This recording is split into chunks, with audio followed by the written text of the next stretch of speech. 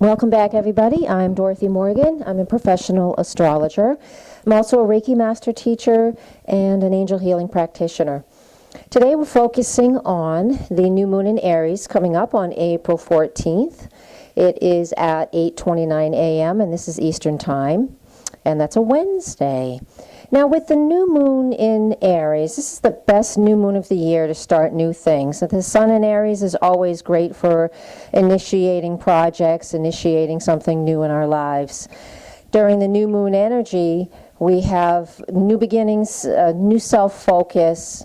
It's about being innocent, but it's also about being authentic to ourselves, independence and courage. And with all of these different things that the sun and the moon bring together for us to use, this is a great time of year to start something new vision board.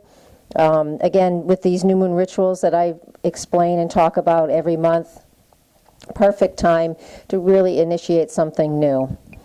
Now, the time frame for this new moon is as follows, because there's a few couple of hours during the first 48 hours of a new moon that the moon is what we call void of course, so nothing happens during that. So we want to avoid those time periods. You can look on the screen. I have it written down right now. This month we have from 8:29 a.m. till 3:23 p.m. Eastern Time on the 14th, and then the moon goes void of course. It's void, of course, from 3:23 p.m. to 6:55 p.m. on the 14th. So during that time, do nothing. We've got a little over 3 hours there where we just don't want to do anything. After that, we're clear for the remaining time through April 16th for peak results. Again, look on the screen. We have it listed right there for you.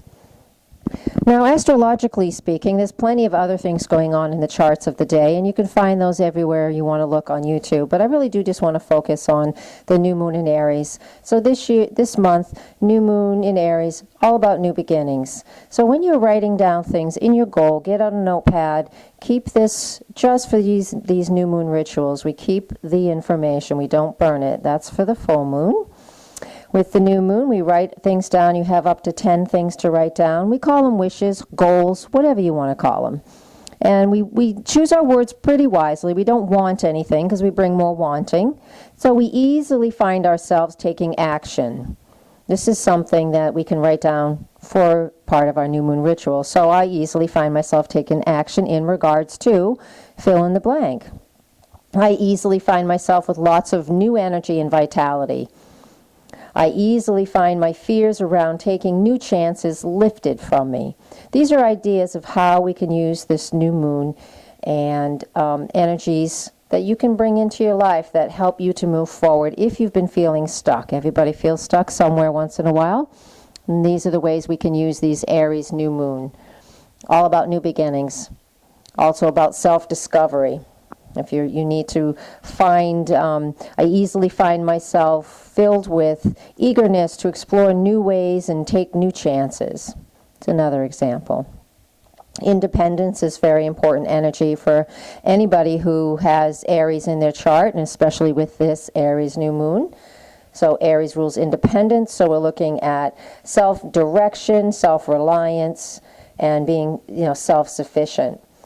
An example, wish or goal is I find myself easily being kind and generous with myself. Another one, I find myself easily accepting the leadership of my own life, taking responsibility for our own actions. That's another way that we look at this Aries new moon. So if you find yourself in a bit of a predicament here or there, let's sit down, write a couple of these simple wishes out, have total confidence in simply being myself. All about the self with Aries energy and Aries new moons. So now is the time to take advantage of these things. Write some of these wishes down in regards to yourself and new beginnings and being self-reliant and independent and courageous. Write them down. You have up to 10. Again, look at the time frame. I put that on the screen one more time for you so you know when is good to write these down, when isn't.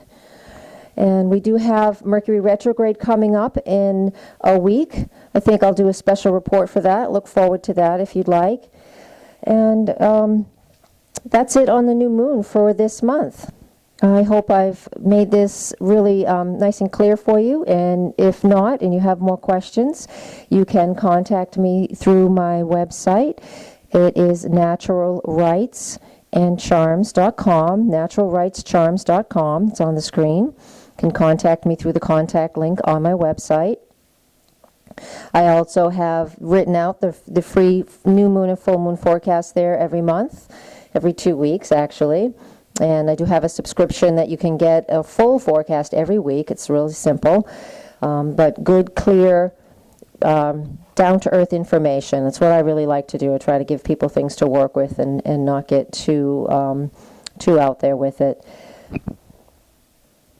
And on a final note, I have in a book contest. It's also on my homepage of my website. It's a competition for Hampton Studios is going to publish somebody's book in the competition, and I need votes.